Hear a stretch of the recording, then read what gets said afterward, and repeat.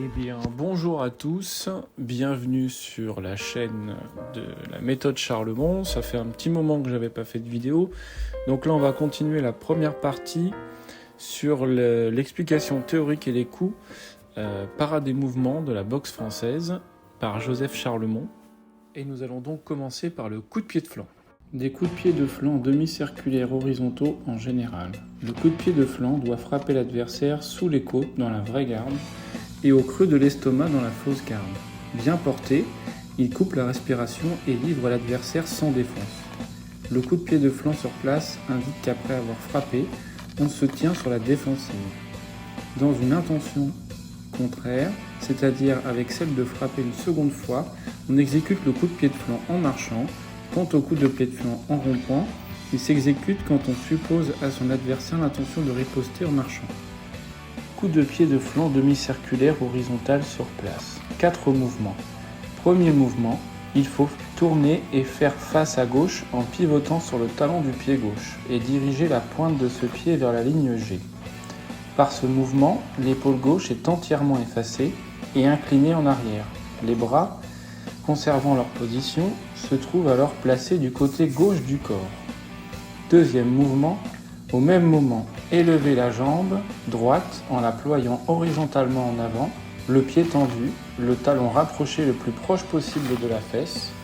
Dans cette position, le genou, le talon et la pointe de pied se trouvent placés sur une ligne horizontale. Troisième mouvement, détendre horizontalement la jambe en frappant au-dessus de la ceinture le flanc de l'adversaire avec la pointe du pied par une détente vigoureuse de la jambe. Quatrième mouvement, après avoir frappé et reployé la jambe, en arrière en pivotant vers la droite sur le talon gauche et replacer le pied droit sur le numéro 1 pour reprendre la garde à gauche. Étant placé en vraie garde, on frappe sous les côtes. Étant placé en fausse garde, on frappe au creux de l'estomac. Observation sur la position des bras. La position des bras est telle qu'elle est expliquée pour le coup de pied horizontal, le chassé croisé et le coup de pied en tournant. A pour but de couvrir le corps, de le maintenir en équilibre et de façon à pouvoir poser les mains à terre avec facilité en cas de chute. De la parade du coup de pied de flanc demi-circulaire horizontal en général. Telle qu'elle est enseignée ci-dessous et bien exécutée, cette parade peut avoir le double avantage de parer et de frapper, car en frappant avec force sur la jambe de l'adversaire, comme il est prescrit ci-dessous, il est certain que ce dernier ne pourrait plus continuer la lutte, car la parade dans ce cas équivaut à un coup d'arrêt sur la jambe. Pour cette raison, dans la leçon, il faut parer les coups de pied avec la main ouverte, de manière à ne pas faire de mal. Parade du coup de pied de flanc sur place. 2 mouvements. Premier mouvement, il faut passer l'avant-bras gauche au-dessus et en dedans de la jambe droite de l'adversaire.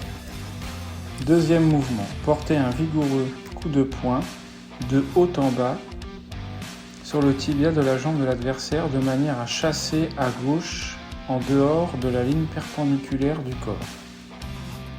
Coup de pied de flanc en marchant. Il s'exécute d'après les mêmes principes que le coup de pied de flanc sur place, étant placé en garde à gauche. Après avoir frappé de la jambe droite, il faut poser le pied en avant sur le numéro 3, la pointe dirigée vers la lettre A.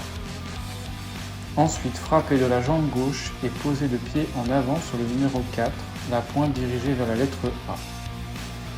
Continuez ainsi jusqu'à ce que le pied gauche soit placé sur le numéro 8 et le pied droit sur le numéro 9.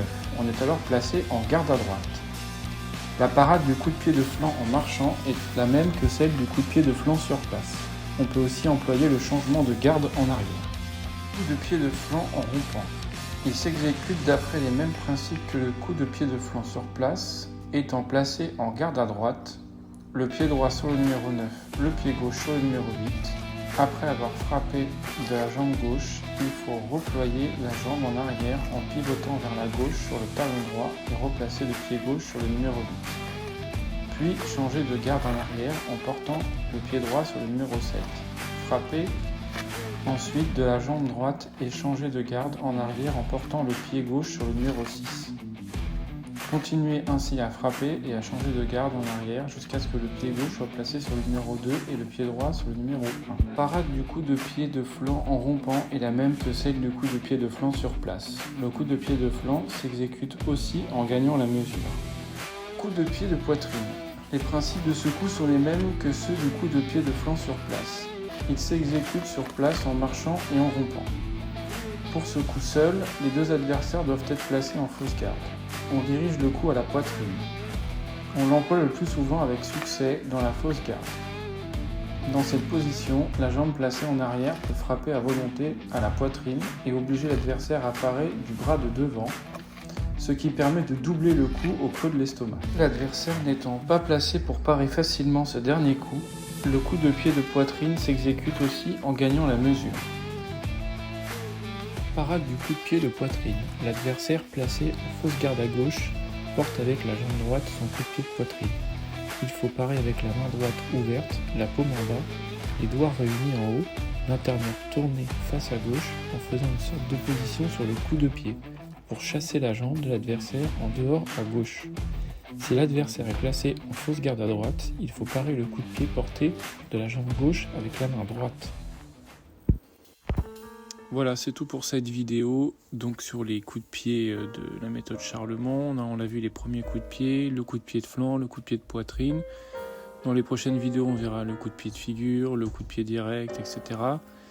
Donc là, on voit bien que ce qui est très important dans la méthode Charlemont, c'est les pivots au niveau des talons et la position des bras, il insiste bien dessus. Donc ça, c'est vraiment typique de sa méthode. Et il explique, donc la position des bras, c'est très important pour l'équilibre, notamment pour se réceptionner en cas de chute, parce qu'il rappelle qu'il y a la lutte qui fait partie de la boxe française, et la protection aussi au niveau des bras, le pivot au niveau des talons, donc ça permet de se mettre bien dans l'axe pour effectuer les mouvements de coup de pied. Voilà, et puis il insiste également aussi sur la frappe au niveau des chevilles pour les parades des coups de pied. Donc on verra ça plus en profondeur également sur les autres mouvements.